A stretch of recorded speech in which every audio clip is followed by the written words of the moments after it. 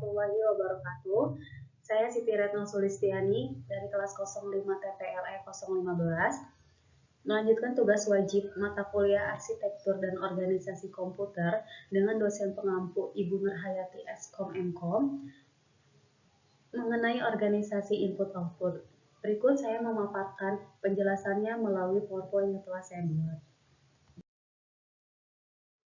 Secara garis besar, saya akan memaparkan input, output, dan proses pada konteks pengertian dan juga jenis macamnya.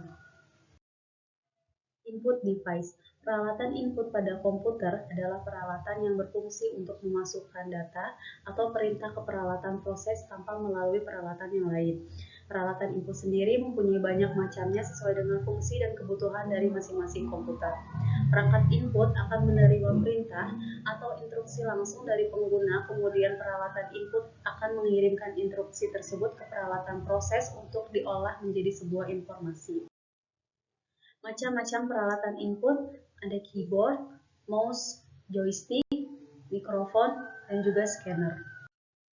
Keyboard. Keyboard adalah komponen peralatan input pada komputer yang paling utama karena berfungsi untuk papan ketik yang terdiri dari tombol angka, huruf maupun simbol. Cara kerjanya adalah dengan cara memasukkan secara langsung input data dengan mengetikkan huruf, angka, maupun simbol pada papan keyboard yang kemudian akan diproses oleh peralatan. Kemudian ada mouse. Mouse merupakan peralatan input pada komputer yang berfungsi untuk menggerakkan pointer pada layar monitor. Mouse sangat diperlukan untuk sistem operasi yang berbasis grafik karena dapat memudahkan untuk pengoperasian komputer. Kemudian ada joystick. Joystick merupakan peralatan input pada komputer yang berfungsi untuk mendukung berbagai macam program permainan atau game pada komputer. Kemudian ada mikrofon. Mikrofon merupakan peralatan input yang berfungsi untuk memasukkan input data berupa suara. Mikrofon sendiri biasanya dihubungkan ke sound card. Kemudian yang terakhir ada scanner. Scanner adalah peralatan input pada komputer yang berfungsi seperti mesin fotokopi. Tetapi, scanner dapat menampilkan hasil kopi ke layar monitor sehingga dapat diedit terlebih dahulu sebelum dicetak. Scanner dapat mengopi teks maupun gambar ke dalam bentuk file yang dapat disimpan dalam media penyimpanan. Kemudian ada output device. Perangkat output merupakan perangkat keras komputer yang digunakan untuk mengkomunikasikan hasil pengolahan data yang dilakukan oleh komputer untuk pengguna.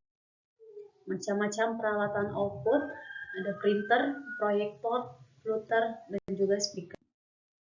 Printer adalah perangkat output yang digunakan untuk menghasilkan cetakan dari komputer ke dalam bentuk kertas. Printer dihubungkan dengan komputer melalui USB. Selain itu, printer juga harus dihubungkan dengan arus listrik. Pada saat pertama kali disambungkan ke komputer, kita harus menginstal software driver printer agar printer itu dapat dikenali oleh komputer. Proyektor. Infocus atau juga disebut proyektor merupakan alat yang digunakan untuk presentasi, yang dihubungkan ke komputer untuk menampilkan apa yang ada pada monitor ke suatu screen atau layar ataupun dinding. Kemudian ada flutter.